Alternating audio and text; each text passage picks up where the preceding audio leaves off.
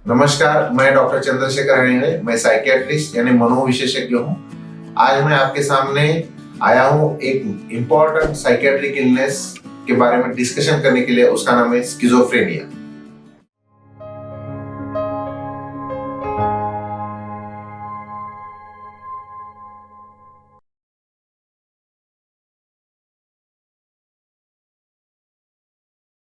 Schizophrenia यानी उसमें दो वर्ड है, एक है स्कीज और दूसरा है फ्रेनिया। स्कीज यानी स्प्लिट और फ्रेनिया यानी मन, यानी स्प्लिट यानी विभाजित मन बोल सकते हैं या विभाजित व्यक्तिमत्व बोल सकते हैं, यानी इसी को ही स्किज़ोफ्रेनिया बोल सकते हैं। साइकियाट्रिक इलनेस में स्किज़ोफ्रेनिया एक बहुत ही गंभीर मानसिक बीमारी है और इसीलिए अर्ली डिटेक्शन, इस बीमारी को पहचानना और सही तरीके से इलाज करना बहुत ही इम्पोर्टेंट होता है। यूगेन ब्लूलर, इन्होंने इस स्किज़ोफ्रेनिया टर्म वर्ड उन्होंने दिया था। और यूजुअली इसमें क्या होता है कि डिस्प्यूट बिटवीन थॉट, इमोशन और बिहेवियर, मन का जो ट्रायंगल है थॉट, इमोशन, बिहेवियर यानी विचार, भावनाएं और एक्शन या कृति बोल सकते हैं, उसमें अगर डिस्टर्बेंस हो जाए तो स्किज़ोफ्रेनिया हम बोल सकते हैं। यूजुअली इसका प्रीवेलेंस जो है 1% है, यानी लगभग 100 में से एक आदमी को या एक व्यक्ति को ये बीमारी हो सकती है।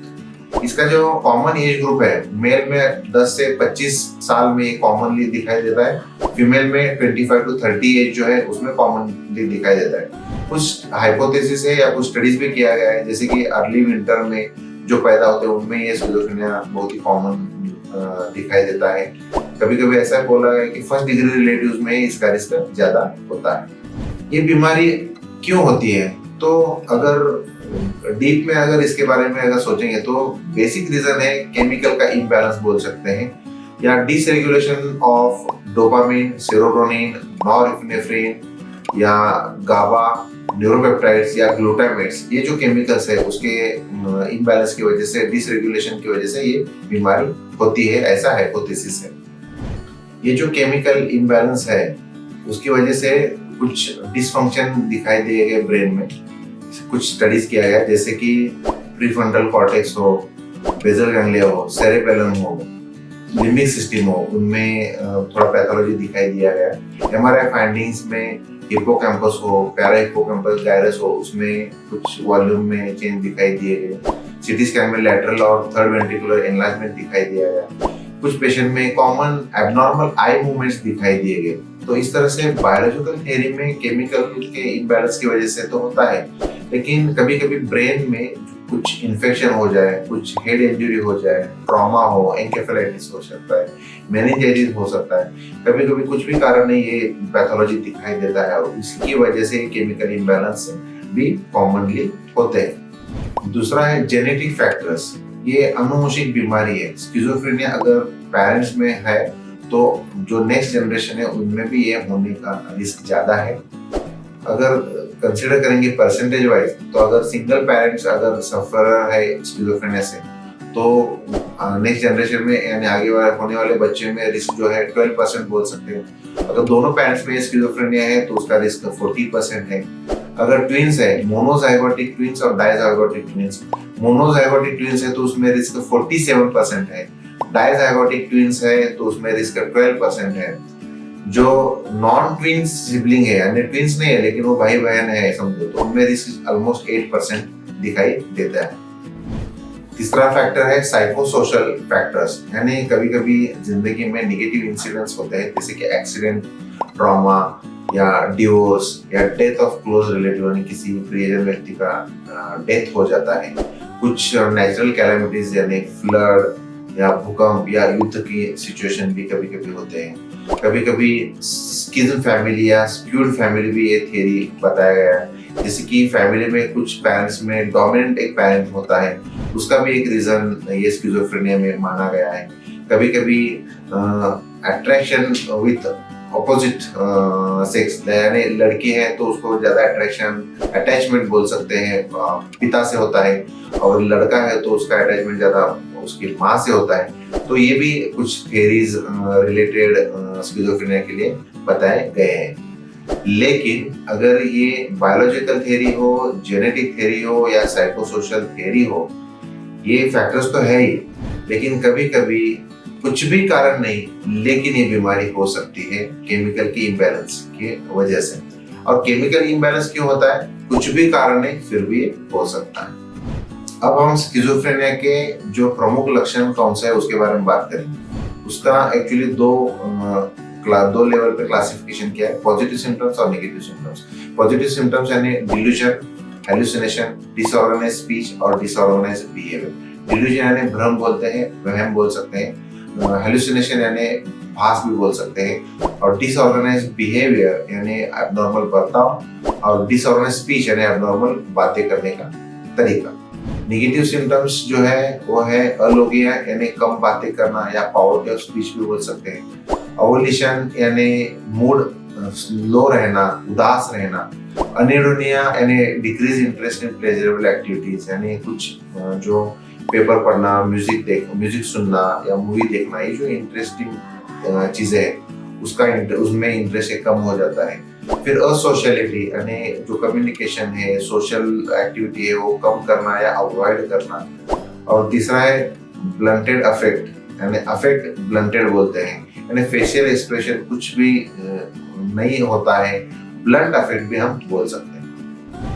अब हम पॉजिटिव सिम्टम्स के बारे में बात करेंगे। पहला है डिल्यूजन। डिल्यूजन यानी भ्रम बोलते हैं। डिल्यूजन यानी fix false belief which is not based on cultural background और इरिवर्सिबल और अनशेकेबल भी बोल सकते हैं। यानी उसका विचार ऐसा फिक्स रहता है कि कितना भी समझाए लेकिन वो यकीन उस पर रखता ही है। उदाहरण के तौर पर बोलेंगे तो डिल्यूजन ऑफ रेफरेंस, यानी दो लोग आपस में बात करें तो मेरे बारे में बात करें, इसको हम बोलते हैं डिल्यूजन ऑफ रेफरेंस। कभी कभी वो बोलता है कि कोई दो लोग हैं, वो मेरे खिलाफ साजिश कर रहे हैं, मुझे मारना चाहते हैं, मेरे खाने में जहर मिला रहे हैं, पानी में जहर मिला रहे हैं, इसको बोलते हैं डिल्यूजन ऑफ परसिक्यूशन। तीसरा है डिल्यूजन ऑफ इनफिडेलिटी, यानी मेरे बीवी का दूसरे के साथ अफेयर है, ये हस्बैंड है उसके ऊपर शक करता है। कभी कभी बीवी हस्बैंड के ऊपर शक करती है कि उसका दूसरे औरत के साथ अफेयर है, इसको बोलते हैं डिल्यूजन ऑफ इनफिडेलिटी। उसके बाद और एक टाइप है, उसको बोलते हैं डिल्यूजन ऑफ ग्रैंडियोसिटी। इसमें डिल्यूजन ऑफ ग्रैंडियोस आइडेंटिटी और एबिलिटी रहता है, यानी क्या, उसको एक ऐसा वहम रहता है कि उसमें कुछ बहुत ताकत है, हिम्मत है, पावर है, कुछ भी कर सकता है। उदाहरण के तौर पर कुछ बोलते हैं मैं भगवान हूँ, इसको बोलते हैं डिल्यूजन ऑफ ग्रैंडियोस आइडेंटिटी। मैं कुछ भी कर सकता हूँ, सब दुनिया को मैं हरा सकता हूँ, मैं बहुत ही अमीर आदमी हूँ, ये जो है उसको बोलते हैं डिल्यूजन ऑफ ग्रैंडियोस एबिलिटी बोलते हैं। यानी ये भी एक डिल्यूजन है। यूजुअली ये स्किज़ोफ्रेनिया में भी दिखता है। स्किज़ोअफेक्टिव डिसऑर्डर टाइप है या बाइपोलर मूड डिसऑर्डर, उसमें एक कॉमन डिल्यूजन रहता है। इसके बाद एक कॉमन डिल्यूजन है, उसको बोलते हैं डिल्यूजन ऑफ कंट्रोल। उसको लगता है कि मेरे मन में जो भी विचार है, जो कंट्रोल है वो दूसरे के हाथ में, दूसरा कोई है वो कंट्रोल कर रहा है। जैसे कि वो बोलता है कि थॉट इंसर्शन में ऐसा रहता है कि वो बोलता है कि मेरे मन में जो विचार है वो मेरे नहीं है, कोई दूसरा है जो मेरे मन में वो विचार डाल रहा है, उसको बोलते हैं थॉट इंसर्शन। कुछ लोग बोलते हैं कि मेरे मन के विचार कोई निकालता है, छीन के लेता है, उसको बोलते हैं thought withdrawal.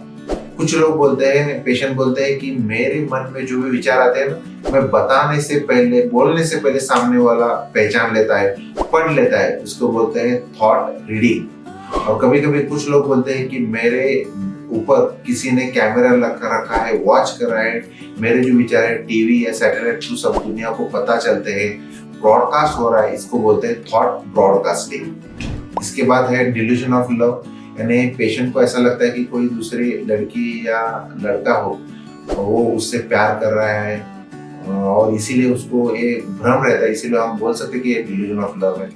Delusion of ill health भी बोलते हैं। कभी कभी पेशेंट को लगता है कि मुझमें कुछ तो बीमारी है, कुछ तो हुआ है, सब इन्वेस्टिगेशन सब टेस्ट करते हैं, लेकिन उसको भी वो लगता है और वो जो थॉट है, विचार फिक्स रहता है, इसको हम बोलते हैं डिल्यूजन ऑफ इल हेल्थ। इसके बाद है डिल्यूजन ऑफ गिल्ट, यानी अपराध या कुछ गलती किया ऐसा उसको थॉट्स उसके मन में रहता है, असलियत में गलती नहीं होता है, लेकिन उसका एक थॉट है, एक भ्रम है कि उसने कुछ बड़ी गलती किया है, इसको बोलते हैं delusion of guilt. Usually depression में, सीवियर डिप्रेशन में गिल्ट फीलिंग आता है, इसको हम डिल्यूजन ऑफ गिल्ट बोल सकते हैं।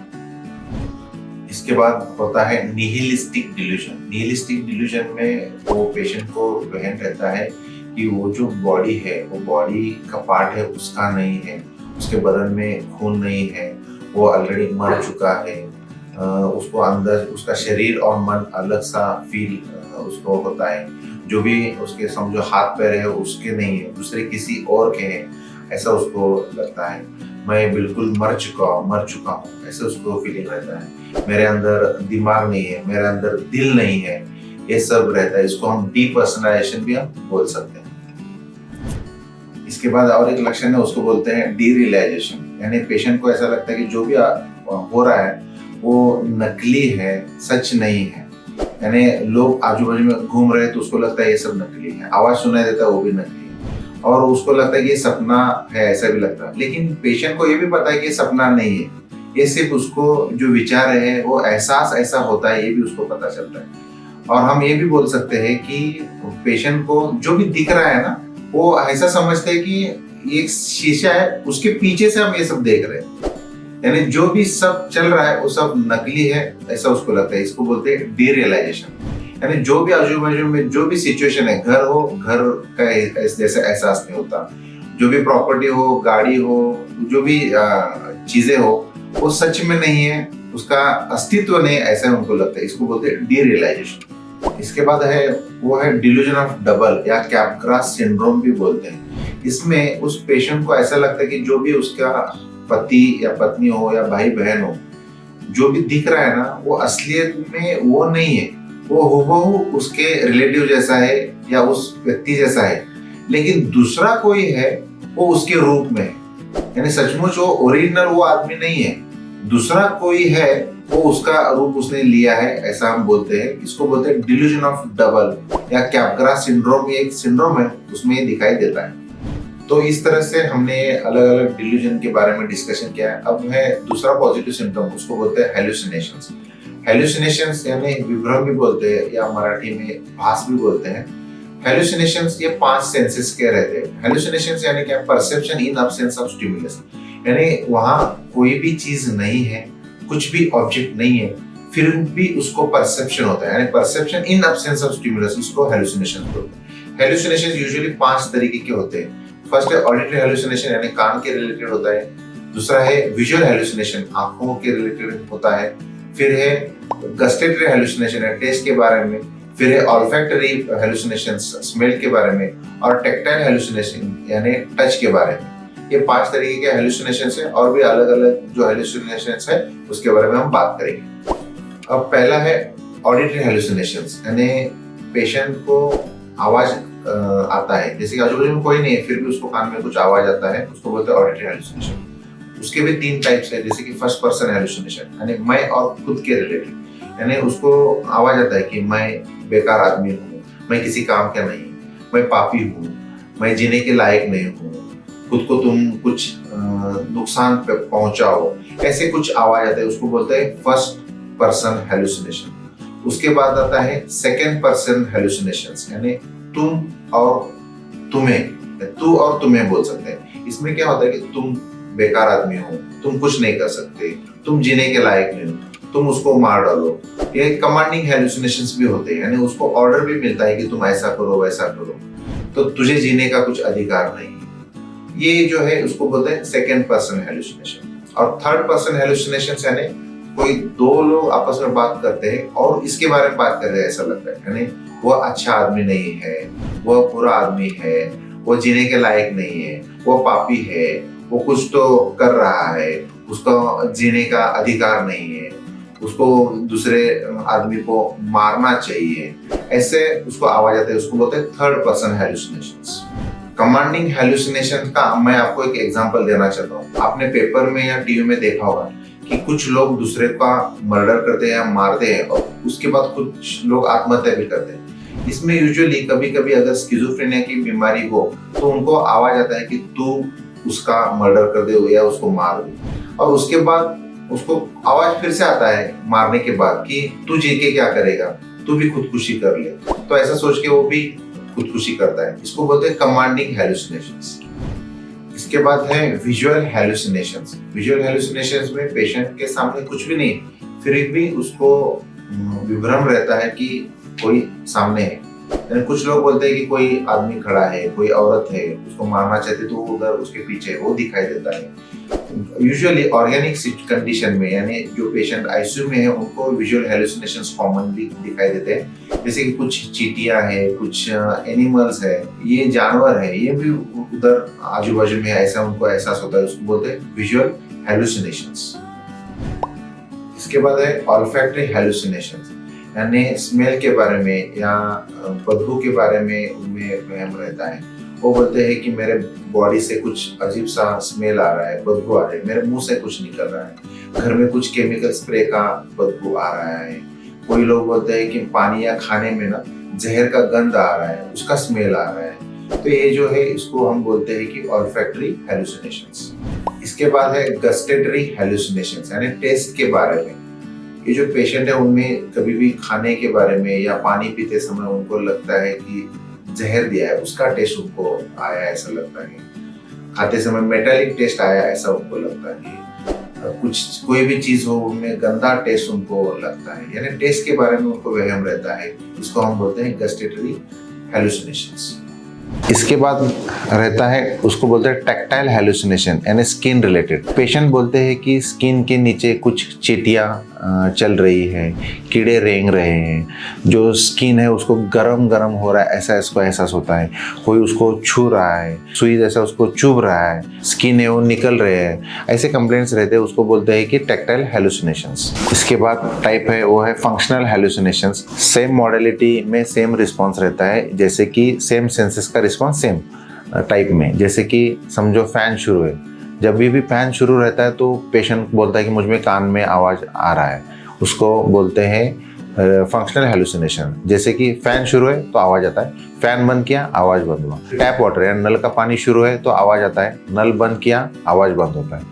लाइट शुरू किया तो विजुअल हेलुसिनेशन, यानी लाइट शुरू करने के बाद कुछ तो दिखाई देता है, लाइट बंद किया दिखाई देना बंद होता है, इसको बोलते हैं फंक्शनल हेलुसिनेशंस। अब दूसरा टाइप है उसको बोलते हैं रिफ्लेक्स हेलुसिनेशन, यानी स्टिमुलस एक सेंस का होता है लेकिन हेलुसिनेशन दूसरे टाइप का होता है। यानी दीवार पर अगर वो किसी कोई स्क्रैच करता है, खरोंच करता है तो उसके बदन पे पानी डाल रहा है ऐसा उसको एहसास होता है। कभी कभी दरवाजा बंद करने का आवाज आता है तो सामने कुछ आदमी या कुछ लोग खड़े हैं ऐसा उसको एहसास होता है, उसको बोलते हैं विजुअल हेलुसिनेशंस। कभी कभी फैन शुरू करते हैं तो उसको लगता है कोई आदमी मुझे छू रहा है। कभी कभी लाइट ऑन करते हैं तो सामने कोई मुझे पुकार रहा है ऐसा लगता है, लाइट बंद किया पुकारना बंद हो जाता है, इसी को बोलते हैं रिफ्लेक्स हेलुसिनेशंस। इसके बाद है लिलीपुटियन हेलुसिनेशन, यानी पेशेंट को हेलुसिनेशंस रहते हैं जिसमें कोई भी आदमी या जानवर छोटे साइज के दिखाई देते हैं, गुड़िया जैसे दिखाई देता है, या कुछ सैनिक है वो छोटे छोटे साइज के जैसे दिखाई देते हैं, उसको बोलते हैं लिलीपुटियन हेलुसिनेशंस। इसके बाद है हिप्नोगोगिक हेलुसिनेशन, यानी कभी भी कोई आदमी सोने के बाद उसको विजुअल हेलुसिनेशंस रहते हैं, कोई आदमी खड़ा है, कोई जानवर खड़ा है, उसको बोलते हैं विजुअल हेलुसिनेशन। आंखें खोलने के बाद ये हेलुसिनेशन चले जाते हैं। कभी कभी सोने के बाद उसको ऑडिटरी हेलुसिनेशंस भी रहते हैं, कान में आवाज आता है, कोई बुला रहा है, कोई पुकार रहा है। आंखें खोलने के बाद ये ऑडिटरी हेलुसिनेशंस चले जाते हैं। कभी कभी टैक्टाइल हेलुसिनेशंस भी लगते हैं, कोई मुझे छू रहा है, गिरने जैसा झटका आता है, इसको हम हिप्निक जर्क भी बोलते हैं या स्लीप जर्क भी बोलते हैं। स्किज़ोफ्रेनिया में अगला जो ग्रुप रहता है उसको बोलते हैं डिसऑर्गेनाइज्ड बिहेवियर, यानी बर्ताव में पेशेंट में प्रॉब्लम दिखाई देता है। सबसे कॉमन है लाफिंग टू सेल्फ, यानी वो अपने आप हंसता है बिना कारण, कुछ भी कारण नहीं फिर भी वो हंसता है। फिर होता है मटरिंग टू सेल्फ, यानी वो अपने आप कुछ तो बातें करते रहता है। तीसरा है जेस्टिकुलेटिंग बिहेवियर, यानी कुछ उसमें जो बर्ताव है अजीब अजीब हरकतें करता है, यानी इधर देखना उधर देखना ऐसे, या हाथ हिलाना, वो इसको बोलते हैं जेस्टिकुलेटिंग बिहेवियर। अगला लक्षण जो रहता है उसको बोलते हैं ग्रीमेसिंग, यानी पेशेंट के जो चेहरे पे जो हाव भाव रहते हैं वो अजीब तरीके से रहते हैं, यानी आंखें इधर उधर करता है, अपना चेहरा सिकोड़ता है, ओठ हिलाता है, आंखें घुमाता है, या वो हम बोलते हैं कि विकृत भाव एक्सप्रेस करता है चेहरे पे, तो इसी को हम ग्रीमेसिंग भी बोलते हैं। इसके बाद रहता है इकोलेलिया।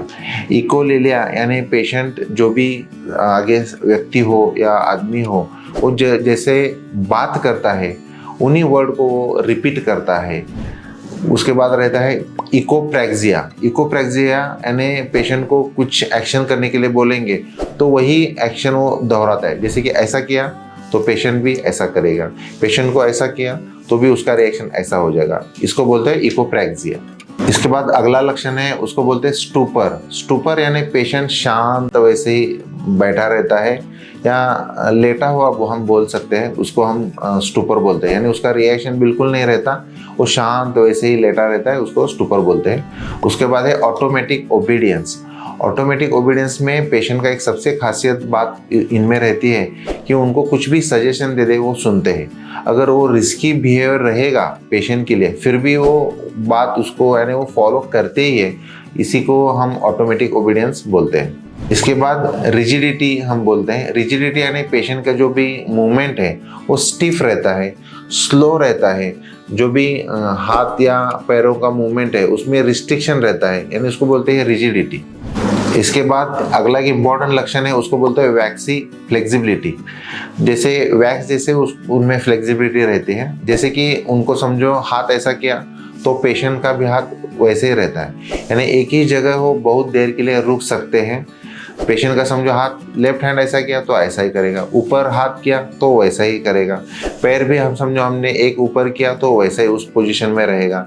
यानी कोई भी उसको हम पोजीशन दे दे उसी पोजीशन में वो वैसे ही लगातार रहते हैं लॉन्ग ड्यूरेशन के लिए, 20 मिनट हो 30 मिनट हो, कभी कभी कुछ पेशेंट 1 घंटा 2 घंटा 4 घंटा भी वो रहते थे। हमने ऐसे भी पेशेंट देखे हैं कि जो रोड पे मेन रोड हो या ट्रैफिक हो हाईवे हो, ऐसे सिचुएशन में भी वो बीच रास्ते में एक ही पोजीशन में ऐसे ही सिर रख के 4-5 घंटे वैसे ही रहते हैं। इसको बोलते हैं एक तो maintaining posture for long time, और ऐसे पेशेंट को कुछ अलग सा पोजीशन में रखेंगे तो उसी पोजीशन में रहते हैं, उसको बोलते हैं वैक्सी फ्लेक्सिबिलिटी। इसके बाद और एक खासियत है, उसको बोलते हैं पिलो कुशन इफेक्ट बोल सकते हैं या पोजीशन बोल सकते हैं। यानी समझो पेशेंट ऐसे ही लेटा है, उसके नीचे एक तकिया रखा है या पिलो रखा हम बोल सकते हैं, तो पिलो निकालने के बाद भी उसका सिर वैसे ही रहता है ऊपर जैसे नीचे पिलो रखा है, इसी को हम पिलो कुशन इफेक्ट बोलते हैं। अगला लक्षण है, उसको बोलते हैं कैटाटोनिक एक्साइटेबिलिटी। यानी पेशेंट शांत रहते हैं, यानी कुछ भी उनमें मूवमेंट नहीं रहता, लेकिन अचानक कुछ ना कुछ अजीब सा हरकत करते हैं, एक्शन लेते हैं, मूवमेंट रहता है, उसका कुछ रीजन नहीं फिर भी वो अचानक करते हैं, इसी को हम कैटाटोनिक एक्साइटेबिलिटी बोलते हैं। इसके बाद पॉजिटिव सिम्टम्स में एक ग्रुप रहता है, उसको बोलते हैं डिसऑर्गेनाइज स्पीच। यानी जो बातें करता है, जो कंटेंट है उसी में प्रॉब्लम रहता है, जैसे कि टेंजेंशियलिटी। टेंजेंशियलिटी यानी inability to have goal directed activity. यानी कुछ भी हम एक स्पेसिफिक सवाल पूछेंगे तो वो जल्दी जवाब नहीं देगा या बिल्कुल जवाब नहीं देता, हम ऐसा बोल सकते हैं। यानी एक क्वेश्चन पूछेंगे तो उसके आजू बाजू में जो भी होता है उसके बारे में बात करेगा, लेकिन आंसर पर्टिकुलर नहीं देगा, उसको बोलते हैं टेंजेंशियलिटी। सर्कमस्टेंशियलिटी यानी घुमा फिरा के वो आंसर देगा, यानी सवाल का जवाब बराबर रहेगा लेकिन आजू बाजू में बहुत सारा वो कंटेंट की बात करेगा। तीसरा इररिलेवेंट आंसर, यानी सवाल एक रहेगा लेकिन आंसर दूसरा दे देता है। फिर रहता है डिरेलमेंट, यानी एक ही चीज़ के बारे में बात करेगा लेकिन अचानक वो ट्रैक चेंज करेगा, दूसरे ही टॉपिक पे वो बात करना शुरू कर देता है। उसके बाद रहता है फ्लाइट ऑफ आइडियाज, यानी एक टॉपिक से रिलेटेड दूसरा टॉपिक निकालेगा, दूसरे से तीसरे वो जंप करता है, यानी एक दूसरे को वो कनेक्टेड रहता है वो टॉपिक, उसको बोलते हैं फ्लाइट ऑफ आइडियाज। अभी हम एग्जाम्पल देंगे, जैसे कि एक पेशेंट को हमने पूछा कि आपने शाम को कल क्या किया, तो हाँ वो बोलेगा मैं कल सुबह जल्दी उठा था, 6 बजे उठा था, 7 बजे ब्रश किया, 8 बजे मैं ब्रेकफास्ट करके ऑफिस निकल गया, 9 बजे मेरे दोस्त आए थे, 10 बजे हमने फिर मूवी देखने का प्लान किया, हम 11 बजे मॉल में देखने गए थे, फिर ऐसा हुआ बोलेगा। फिर वो बात नहीं करेगा, आंसर नहीं देगा कि कल आपने 5 बजे शाम को क्या किया था। ये इसको बोलते हैं टेंजेंशियलिटी। लेकिन सर्कमस्टेंशियलिटी में क्या होगा, वो जवाब देगा लेकिन वो 10 बजे 12 बजे के बात करेगा, 1 बजे बोलेगा हमने फिर खाना खाया, 2 बजे रेस्ट लिया था, 4 बजे मेरा दोस्त आया था, तो इसके बाद और 5 बजे हमने साथ में गार्डन में चले गए। यानी इसमें क्या हो जाएगा, सर्कमस्टेंशियलिटी, यानी घुमा फिरा के वो उसने आंसर दिया था। बीच में वो बोलेगा कि परसों ना होली था, होली हमने धूम मचाया था उस दिन और मेरे बहुत सारे लोग वहाँ सेलिब्रेशन के लिए आए थे।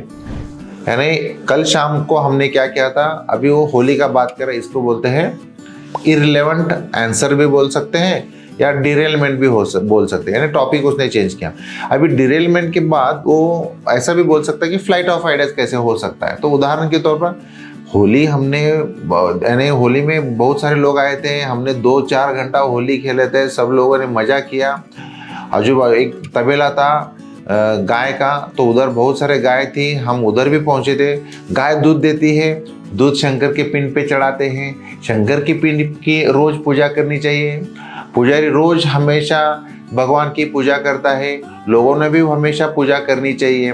अभी देखा, इसको बोलते हैं फ्लाइट ऑफ आइडियाज, यानी उसने बोला गाय दूध देती है, दूध शंकर की पिंड पे चढ़ाते हैं, शंकर की पिंड की रोज पूजा करनी चाहिए, पुजारी पूजा करता है, इसको बोलते हैं flight of ideas. Actually disorganise speech में हम बोल सकते हैं इन एक ग्रुप को फॉर्मल थॉट डिसऑर्डर्स। और आगे एक रहता है, उसको बोलते हैं म्यूटिज्म।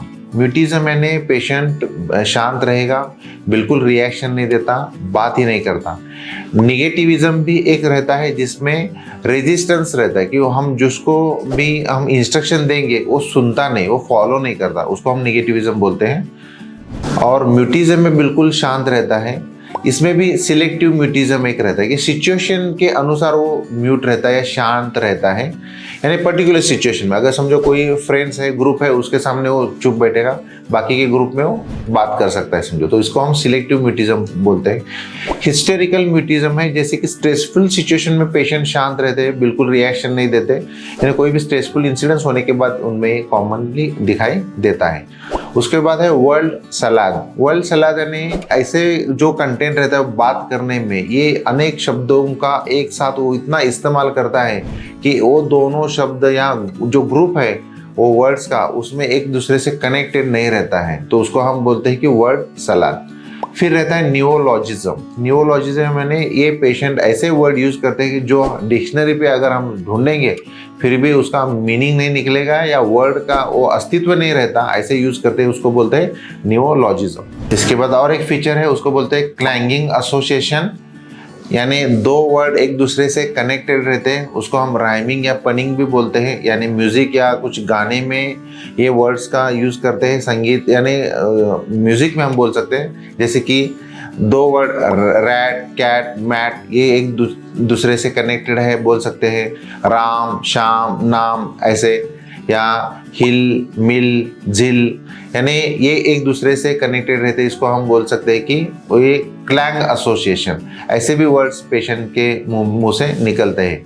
और एग्जांपल देना चाहे तो खाना वाना, पीना सोना, पानी पीना, जीना, ऐसे वर्ड्स ये पेशेंट यूज करते हैं, तो इसी को हम क्लैंग एसोसिएशन या क्लैंगिंग भी बोलते हैं। अब हम स्किज़ोफ्रेनिया में नेगेटिव सिम्टम्स के बारे में बात करेंगे।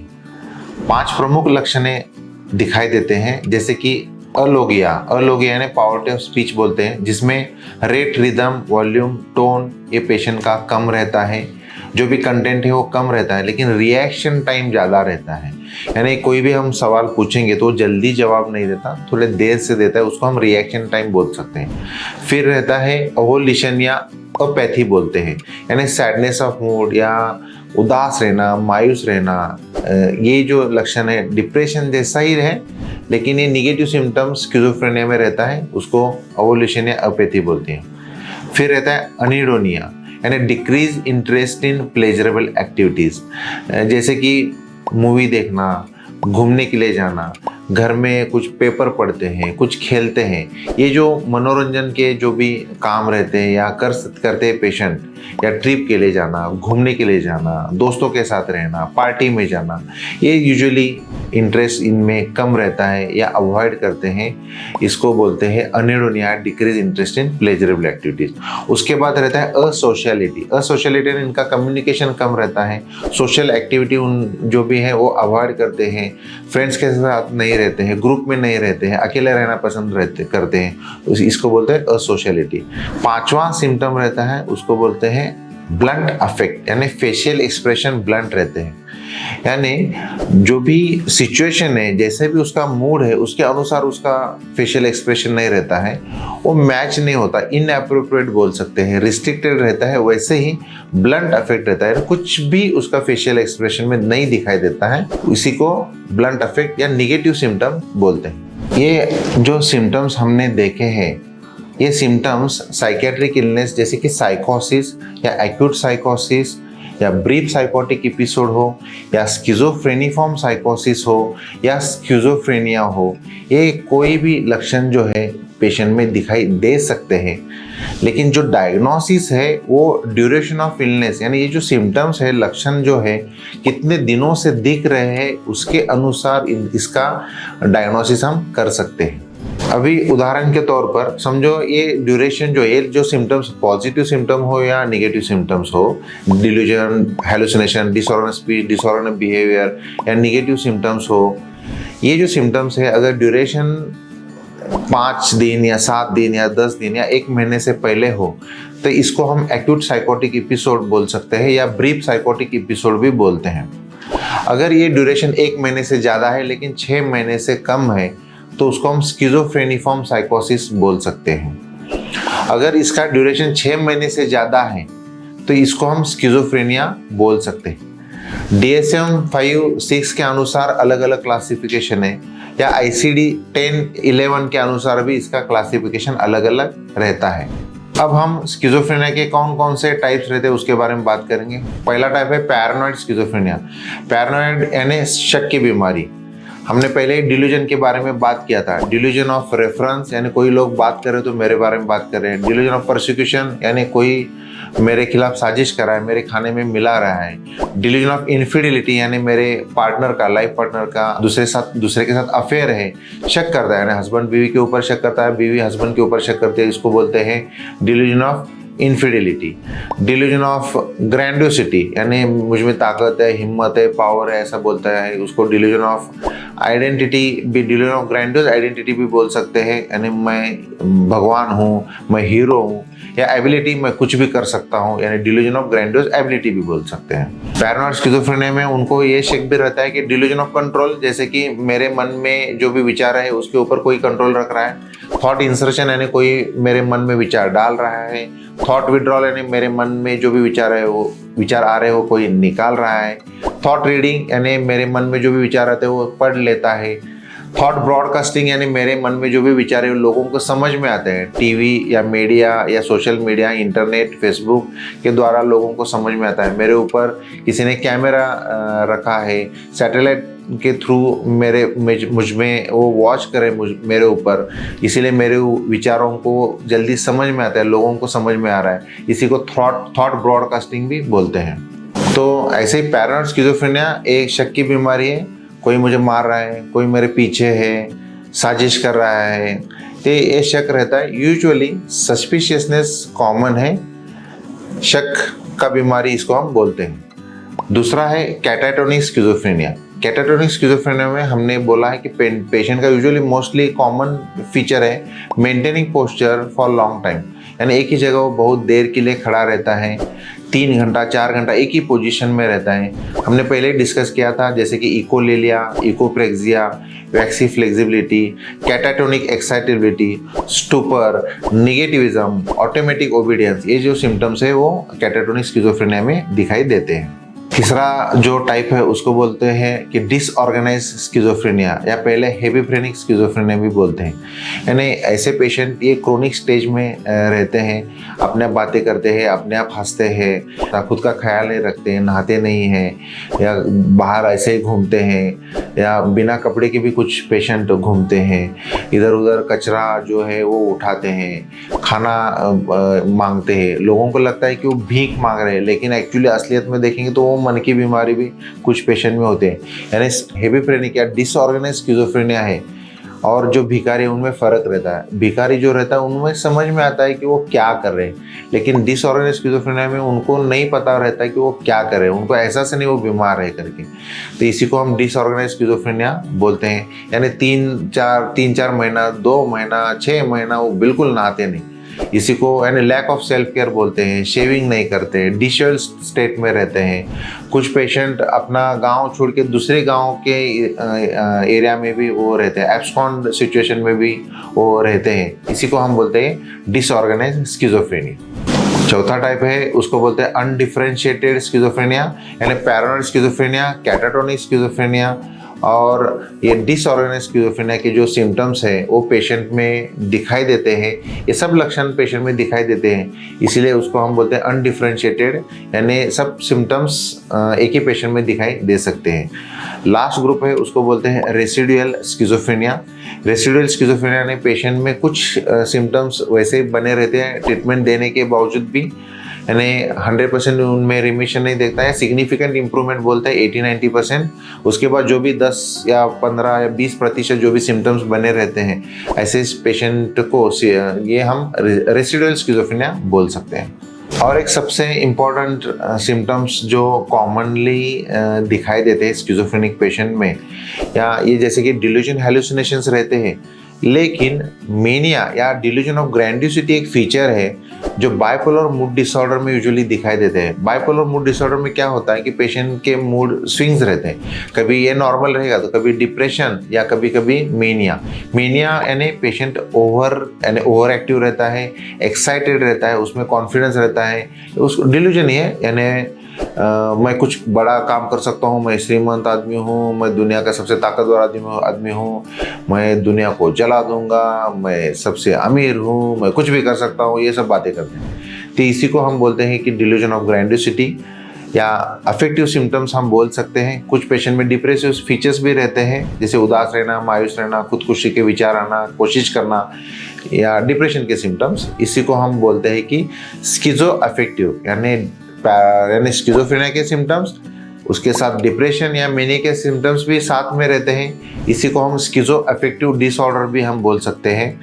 इसके बाद रहता है स्किज़ो ऑब्सेसिव, भी कुछ लोग पहले यूज़ करते थे, अभी भी कुछ लोग यूज़ कर रहे हैं वर्ड। इसको हम स्किज़ो ऑब्सेसिव, यानी पेशेंट को स्किज़ोफ्रेनिया है लेकिन कुछ पेशेंट में ऑब्सेसिव सिम्टम्स, यानी ऑब्सेसिव कंपल्सिव डिसऑर्डर के सिम्टम्स, वो यानी ऑब्सेशन, सी यानी कंपल्सिव एक्ट, यानी मन में बार बार विचार आते हैं, नहीं चाहिए फिर भी विचार आते हैं, यानी साफ सफाई का विचार आता है, बार बार हाथ धोते हैं, खिड़की बंद किया कि नहीं, दरवाजा लॉक किया है कि नहीं, और टैप वाटर बंद किया है कि नहीं, गैस का जो भी नॉब है वो बंद किया है कि नहीं, यानी रिपीटेड चेकिंग बिहेवियर बोलते हैं।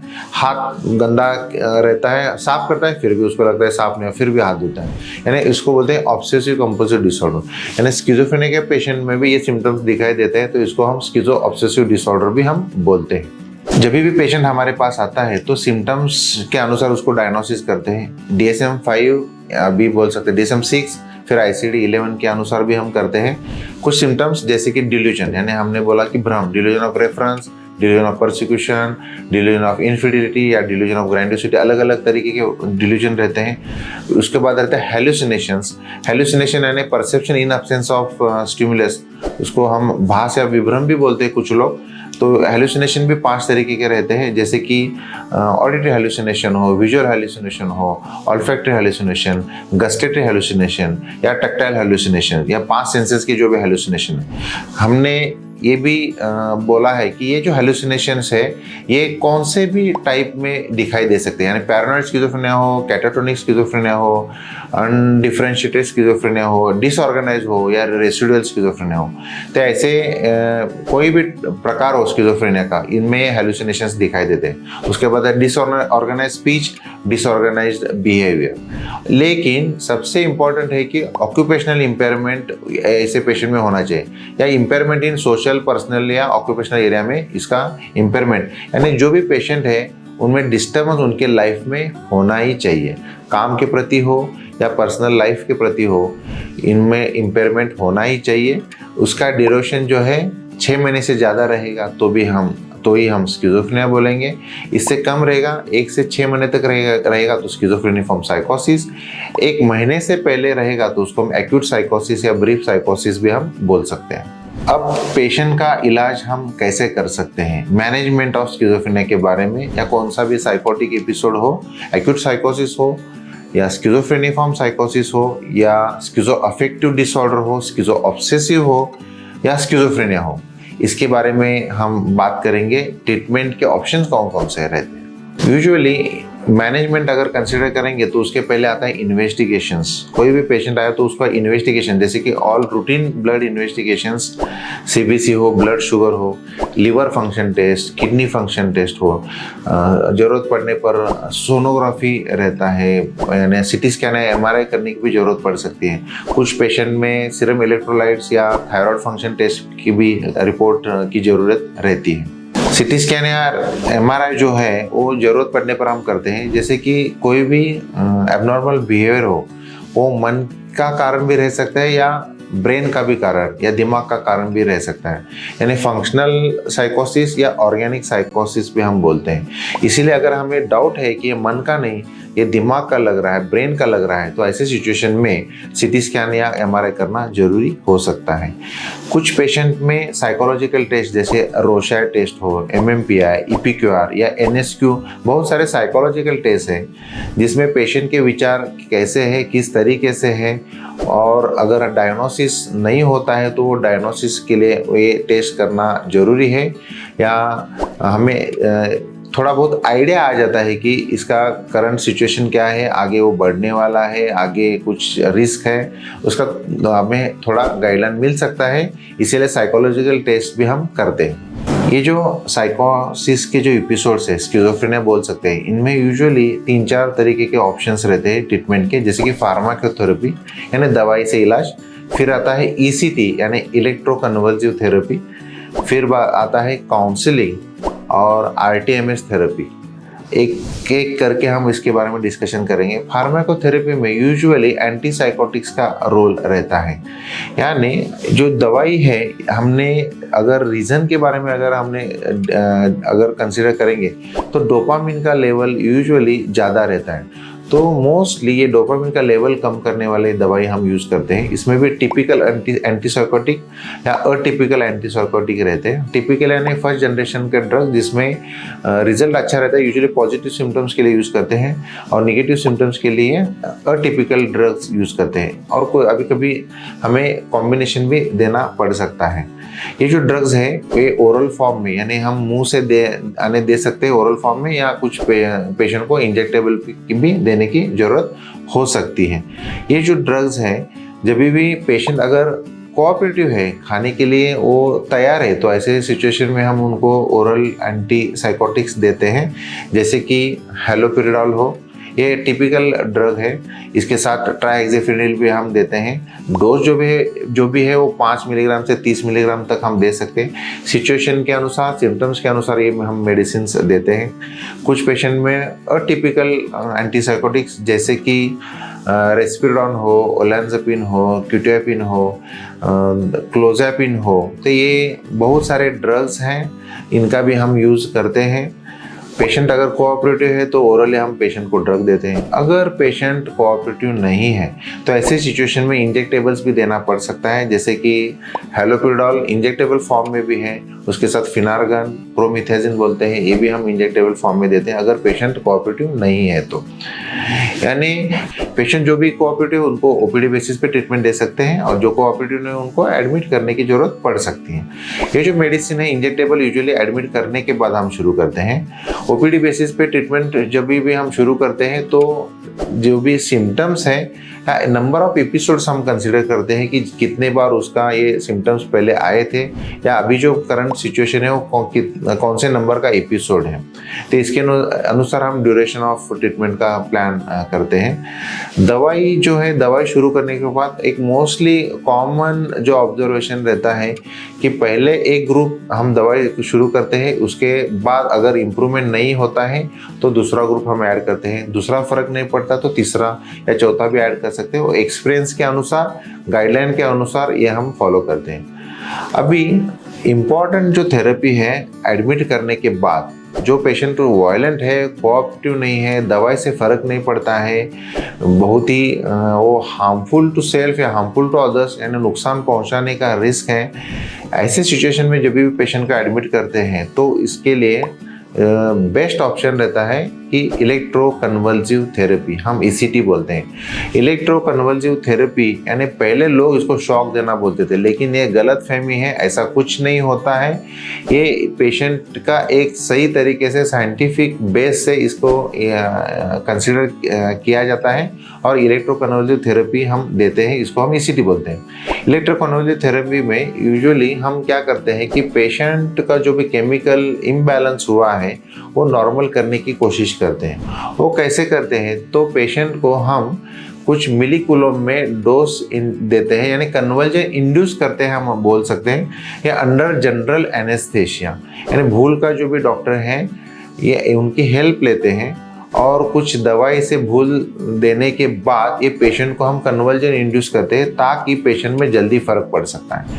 ये जो ईसीटी है यूजुअली 8 से 12 ईसीटी लग सकते हैं।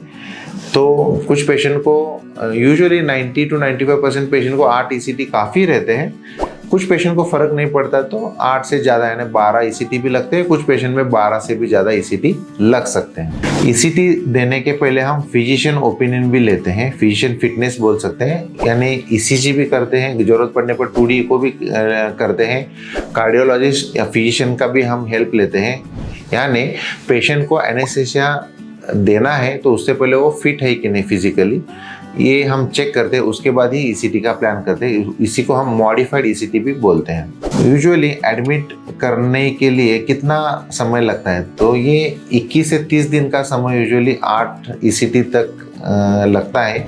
कुछ पेशेंट में 5-10 दिन ज़्यादा भी लग सकते हैं, क्योंकि पेशेंट में जब भी हम ईसीटी का प्लान करते हैं तो पहला 3 ईसीटी अल्टरनेट डे देते हैं, चौथा या 5वें के लिए 4 दिन का गैप रखते हैं। फिर आफ्टर 5th ईसीटी या 6th या 7th या 8th रहेगा तो यूजुअली 5 से 7 दिन का उसमें गैप रखते हैं।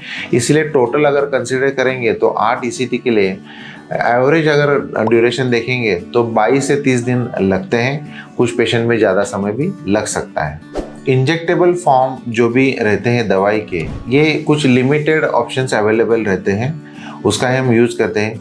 ओपीडी बेसिस पे यूजुअली हम इंजेक्टेबल का यूज़ कम करते हैं। एडमिट होने के बाद अगर पेशेंट कोऑपरेटिव नहीं है तो उसको बांधने की ज़रूरत पड़ सकती है, रिस्ट्रेन करना पड़ सकता है। तो स्टेबल होने तक उसको हम ये इंजेक्टेबल फॉर्म देते हैं। फिर एक बार वो कोऑपरेटिव होने लगा, दवाई बराबर से खाने का हमें थोड़ा अंदाज़ा आया तो हम उसको दवाई पे शिफ्ट कर देते हैं। इसीलिए इंजेक्टेबल फॉर्म इनिशियल स्टेज में एक्यूट फेज में हम देने का प्लान करते हैं। उसके बाद फिर वो स्टेबल फेज और फिर मेंटेनेंस फेज रहता है। स्टेबल फेज में अगर ये पेशेंट को हम इवेल्युएट करते हैं, उसके सिम्टम्स का रिमिशन कितना है, सिग्निफिकेंट रिमिशन यानी 80-90% होने तक हम दवाई ऑब्जर्व करते हैं। फर्स्ट जनरेशन हो या सेकेंड जनरेशन के ड्रग यानी टिपिकल या अटिपिकल एंटीसाइकोटिक हो, ज़रूरत के अनुसार हम उसको ये ऐड करते हैं। फिर जैसे जैसे इम्प्रूवमेंट हो वैसे हम वो स्टेबल फेज में वो मेडिसिन कंटिन्यू करते हैं। और एक पीरियड के बाद जो भी गाइडलाइंस है कि पहले बार बिगड़ने के बाद या दूसरी बार एपिसोड या तीसरी बार है, इसके बारे में बात करेंगे, तो उसके अनुसार ये दवा कंटिन्यू करके फिर हम मेंटेनेंस फेज में आते हैं। मेंटेनेंस फेज में यूजुअली पेशेंट की जो दवाई है सिग्निफिकेंट रिमिशन के बाद, एक सिग्निफिकेंट ड्यूरेशन के बाद धीरे धीरे दवाई कम करने की हम कोशिश करते हैं। ड्रग्स में सबसे इम्पोर्टेंट जो भी ड्रग्स है, जो ग्रुप मूड डिसऑर्डर का बोलते हैं, जो मूड स्टेबल करते हैं, वो है लिथियम कार्बोनेट या सोडियम वैल्प्रोएट हम बोल सकते हैं। इनका भी जो भी यूज़ है वो स्किज़ोफ्रेनिया में करना पड़ सकता है अगर अफेक्टिव सिम्टम साथ साथ में है, या हम स्किज़ो अफेक्टिव डिसऑर्डर हो तो ऐसे पेशेंट में भी एंटीसाइकोटिक्स के साथ साथ ये मूड स्टेबलाइजर का भी यूज़ करना पड़ सकता है। स्किज़ो ऑब्सेसिव के सिचुएशन में अगर ओसीडी के सिम्टम्स है तो ऐसे सिचुएशन में एंटी ऑब्सेसिव ड्रग्स, उदाहरण के तौर पर फ्लोक्सामिन हो, क्लोमिप्रामिन, ऐसे ड्रग्स का भी यूज़ करना पड़ सकता है। ड्रग्स शुरू करने के बाद यूजुअली 20-30 दिन में फ़र्क दिखाई देता है। कुछ पेशेंट में जल्दी फर्क नहीं देता है तो हर ईसीटी के बाद यानी 8वें ईसीटी के बाद 9th या 10th हो, हर ईसीटी के बाद इवैल्यूएशन करना जरूरी है। उसके बाद हमें अगला ईसीटी लेना है कि नहीं वो हम कंसिडर कर सकते हैं। ड्रग्स में सबसे इम्पोर्टेंट जो भी ड्रग्स है तो यूजुअली हर हफ्ते में या 8-10 दिन में इवैल्यूएट करके डोज या ड्रग्स का डोज और ईसीटी का प्लान हम करेंगे तो पेशेंट में इम्प्रूवमेंट दिखाई दे सकता है। ये जो भी फॉलोअप है कुछ पेशेंट में कंटिन्यू रखना जरूरी है। अब हम बात करेंगे कि कुछ पर्टिकुलर सिचुएशन है, कॉमन अनकॉमन सिचुएशन है जहां हमें ईसीटी लॉन्ग ड्यूरेशन के लिए या लंबे समय के लिए देना पड़ सकता है। जैसे कि कुछ पेशेंट में बिल्कुल फर्क नहीं होता है, 12, 14, 20 ईसीटी देने के बाद भी पेशेंट में फर्क नहीं पड़ता है। तो ओवर पीरियड ऑफ टाइम हमें ये समझ में आता है कि कुछ पेशेंट ईसीटी के देने के बाद ही फर्क पड़ता है, रिजल्ट मिलता है, तो उसको हम मेंटेनेंस ईसीटी भी बोलते हैं। यानी शुरू में जब भी पेशेंट फॉलोअप के लिए आता है, उदाहरण के तौर पर हर महीने में समझो वो बिगड़ रहा है, या हर महीने में जब भी फॉलोअप के लिए आता है तो बिगड़ने के पहले ही हम उसको ईसीटी दे सकते हैं। यानी हर महीने में हम ईसीटी शुरू कर सकते हैं। धीरे धीरे ये जो गैप है 30 दिन का, उसको 40 दिन के गैप से हम ईसीटी दे सकते हैं। फिर 45 या 50 या 2 महीने के गैप से भी हम ईसीटी दे सकते हैं। इसको हम मेंटेनेंस ईसीटी बोलते हैं। बहुत कम पेशेंट रहते हैं लेकिन मेंटेनेंस ईसीटी पे रखने की जरूरत पड़ सकती है। क्लिनिकली हम अभी 18-20 साल से हम जो प्रैक्टिस कर रहे हैं या पेशेंट का इलाज कर रहे हैं, हमने ये भी देखा है कि कुछ पेशेंट में जल्दी फर्क नहीं पड़ता है। तो ऐसे सिचुएशन में पेशेंट को लॉन्ग स्टे या लॉन्ग ड्यूरेशन के लिए रखना पड़ सकता है। जैसे कि 30 दिन नहीं, लेकिन वो 2 महीना, 3 महीने, 4-5 महीना भी एडमिट करने की ज़रूरत हो सकती है अगर वो पेशेंट कोऑपरेटिव नहीं है। पेशेंट कोऑपरेटिव है तो ऐसे पेशेंट को हम ओपीडी बेसिस पे इलाज कर सकते हैं।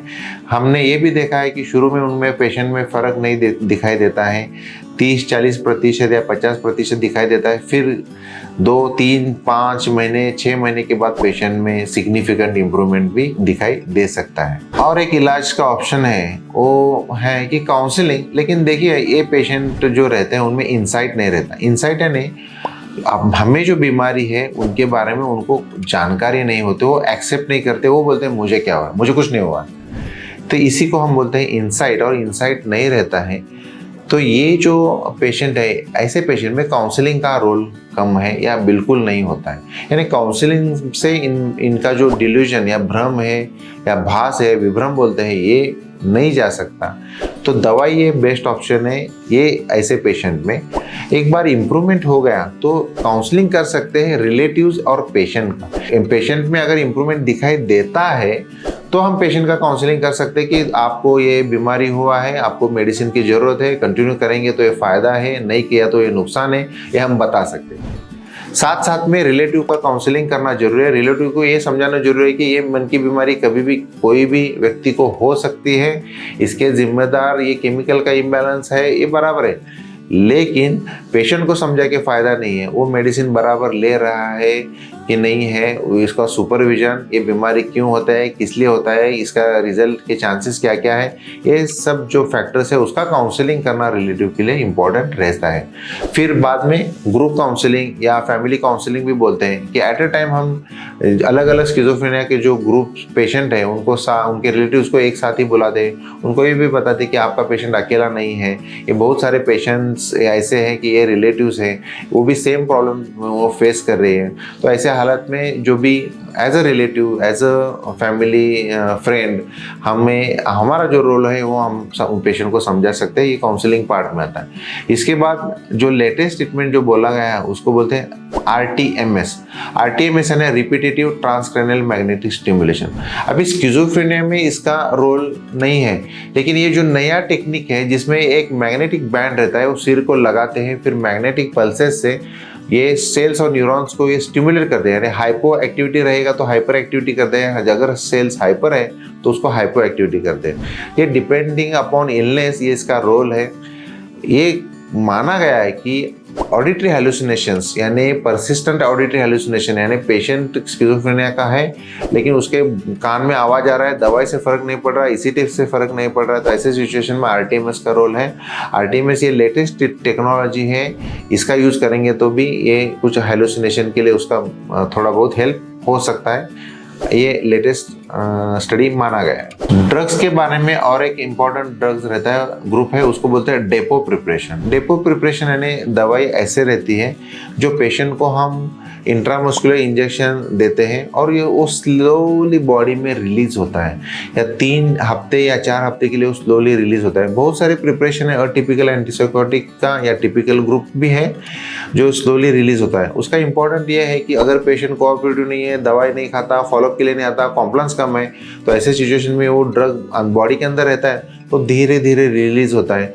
तो कुछ पेशेंट में, नॉन कोऑपरेटिव पेशेंट में फॉलोअप के लिए, अच्छे कॉम्प्लायंस के लिए वो डेपो प्रिपरेशन का भी हम यूज करते हैं। अब सबसे इम्पोर्टेंट क्वेश्चन है, वो लोग पूछते हैं कितने दिन के लिए दवाई लेनी पड़ेगी। देखिए, ड्यूरेशन ऑफ जो भी ट्रीटमेंट है वो एपिसोड्स के अनुसार, यानी कितने बार उसका ये सिम्टम आया है, कितने ड्यूरेशन के लिए, उसके अनुसार यूजुअली गाइडलाइंस है। फॉर एग्जांपल, पहली बार अगर उसका ये सिम्टम्स आए, फर्स्ट एपिसोड बोलते हैं, तो उसका इलाज 6 से 8 महीने तक लेना पड़ सकता है। दूसरी बार एपिसोड आया है तो उसका इलाज 1 साल से 1.25 साल तक लेना पड़ सकता है।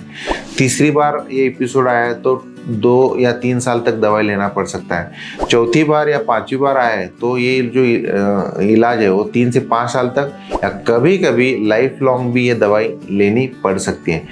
क्योंकि ये जो बीमारी है, ये बीमारी का इलाज करने के बाद पेशेंट को क्योर नहीं बोल सकते हैं, कंट्रोल किया ऐसा बोल सकते हैं। यानी ये इस बीमारी को क्योर नहीं है, कंट्रोल ये जो भी हम कर सकते हैं सिम्टम्स को, यही ऑप्शन हमारे पास रहते हैं। यानी जैसे कि सर्दी खांसी है, ये सर्दी खांसी जाने के बाद फिर से सर्दी खांसी हो सकती है, ऐसे ही ये बीमारी फिर से आ सकती है।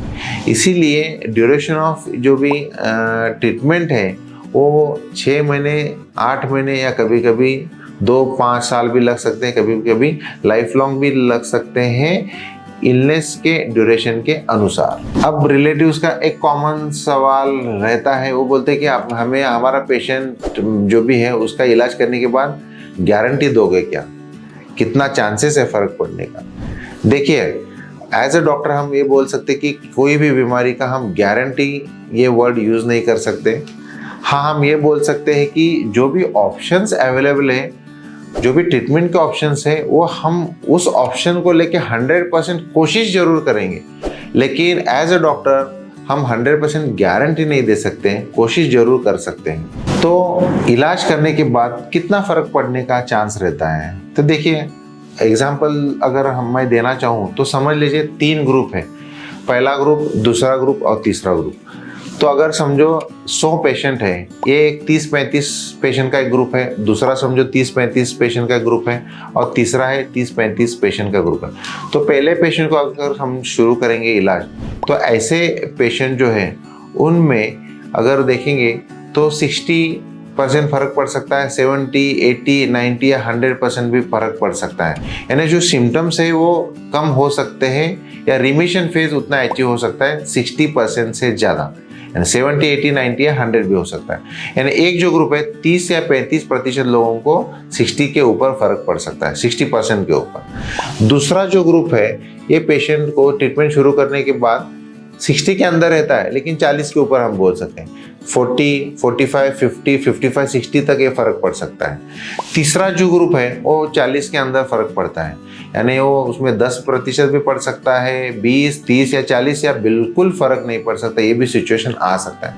हमारे पेशेंट को कितना फर्क पड़ सकता है, ये अगर पेशेंट को बोलना चाहेंगे तो हम बोल सकते हैं कि जो भी पेशेंट है उसका इलाज शुरू करने के बाद, मैक्सिमम जो भी ट्रीटमेंट ऑप्शंस है उसका यूज करने के बाद, मैक्सिमम ड्यूरेशन ट्राई करने के बाद जो भी रिजल्ट मिलता है, उसके अनुसार ये अपना पेशेंट जो है कौन से ग्रुप में बैठता है ये हम डिसाइड कर सकते हैं। तो इन शॉर्ट 3 ग्रुप रहेगा। पहला ग्रुप 30 से 35% पेशेंट में 60, 70, 80 या 100% फर्क पड़ सकता है। दूसरा जो ग्रुप है 30 या 35%, उनमें 40, 45, 50 या 60% तक फर्क पड़ सकता है। तीसरा जो ग्रुप है 30 या 35% ग्रुप, उनमें 40 के अंदर यानी 40% के अंदर उनमें इम्प्रूवमेंट दिखाई दे सकता है, या बिल्कुल फर्क नहीं पड़ सकता है। रिलेटिव के लिए एक इम्पॉर्टेंट बात मैं बताने जा रहा हूँ, ध्यान से सुनिए। देखिए, ये जो बीमारी है इसको क्योर नहीं कर सकते, कंट्रोल कर सकते हैं।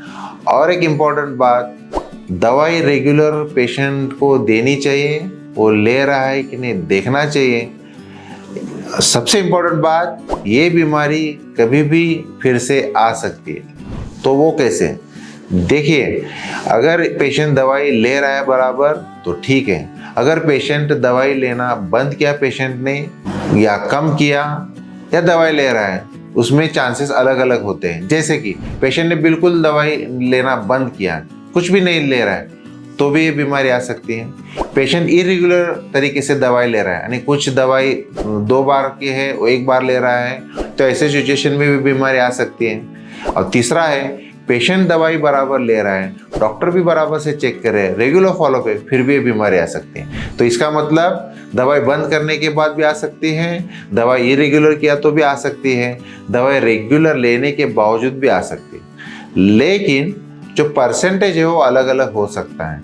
कुछ स्टडीज किया गया, उसमें ऐसा बताया गया कि समझो पेशेंट दवाई ले रहा तो ठीक है, दवाई बंद किया, 100% दवाई बंद किया, तो जो भी रिस्क है वो 50, 60 या 70% तक वो बीमारी आने का चांस। अगर पेशेंट इरेगुलर तरीके से दवाई ले रहा है, डोज कम ज़्यादा कर रहा है, एडजस्ट कर रहा है, तो 20 या 25% तक वो बीमारी आने का चांस है। अगर दवाई बराबर से ले रहा है तो यही परसेंटेज कम होता है, 5 या 10% ये रिस्क रहता है फिर से बीमारी आने का। ये जो परसेंटेज है थोड़ा स्टडीज अलग अलग किया गया है, लेकिन आपको यही बताना चाहता हूँ कि दवाई बराबर से लेना ही एक अच्छा ऑप्शन है, जो रिस्क दोबारा आने का या रिलैप्स या रिकरेंस होने का रिस्क कम कर सकता है। तो इस तरीके से जो भी ट्रीटमेंट का ऑप्शन हम देंगे वो रेगुलर आप फॉलो कीजिए, रेगुलर ट्रीटमेंट पेशेंट को दीजिए। पेशेंट को इंसाइट नहीं होता है तो इम्पॉर्टेंट है कि पेशेंट को सुपरविजन करना जरूरी है। पेशेंट दवाई बराबर से ले रहा है कि नहीं, आपको दवाई देना है, वो बराबर से खा रहा है, निगल रहा है, ये भी आप साथ में चेक करेंगे तो अच्छा है। लेकिन कुछ पेशेंट बोलेंगे मैं दवाई खुद दूंगा, तो उस पर भरोसा मत रखिए, क्योंकि वो दवाई धीरे धीरे उसको लगेगा कि मैं अच्छा हो गया हूँ, तो इरेगुलर हो जाते हैं, फॉलोअप के लिए नहीं आते, दवाई कम करते हैं, यानी वो बंद भी करते हैं, लेकिन उनको एहसास नहीं होता कि वो बीमारी शुरू हो गई। इसीलिए ऐसे सिचुएशन में सुपरविजन ऑफ ड्रग्स इंपॉर्टेंट है। कोई भी नज़दीक का रिश्तेदार हो, फर्स्ट डिग्री हो, सेकेंड डिग्री रिलेटिव हो, उनका एक इम्पॉर्टेंट काम है कि वो बराबर से दवाई खाता है कि नहीं, वो देखना है। और आप ही खुद अगर वो दवाई निकाल के दोगे तो लंबे अरसे के लिए इसमें इम्प्रूवमेंट ज़्यादा रह सकती है। अभी रिश्तेदारों का क्या रोल है, बहुत सारे पॉइंट्स हैं, लेकिन इन शॉर्ट में बताना चाहता हूँ। रेगुलर फॉलोअप इम्पॉर्टेंट है। जो भी तारीख डॉक्टर देते हैं फॉलोअप के लिए वो फॉलो करेंगे, पेशेंट को साथ में लेके आएंगे तो भी अच्छा है। इन केस कभी कभी पेशेंट साथ में नहीं आते किसी कारण, या रिलेटिव भी कुछ बिजी होने के कारण इमरजेंसी में पेशेंट को नहीं ला सकते, ऐसे सिचुएशन में रिलेटिव का आना इम्पॉर्टेंट है, डॉक्टर से मिलके डिस्कस करना इम्पॉर्टेंट है। पेशेंट नहीं आता है तो भी आप रेगुलरली उसका प्रिस्क्रिप्शन लेके 1-2 बार इमरजेंसी में डॉक्टर से प्रिस्क्रिप्शन आप ले सकते हो, ताकि अपना इंटेंशन है कि दवाई डिसकंटिन्यू ना हो। अगर पेशेंट नहीं आ रहा है फिर भी आप डॉक्टर से डिस्कशन कर सकते हो रिलेटिव की गलती कहाँ होती है। तो देखिए, पेशेंट रेगुलर दवाई ले रहा है, अच्छा है, डॉक्टर फॉलो भी कर रहे हैं तो अच्छा है, तो सब कुछ ठीक है। लेकिन समझो पेशेंट ने दवाई बंद किया है और पेशेंट बिगड़ गया है, तो हमारे पास आते हैं, वो भी सही है।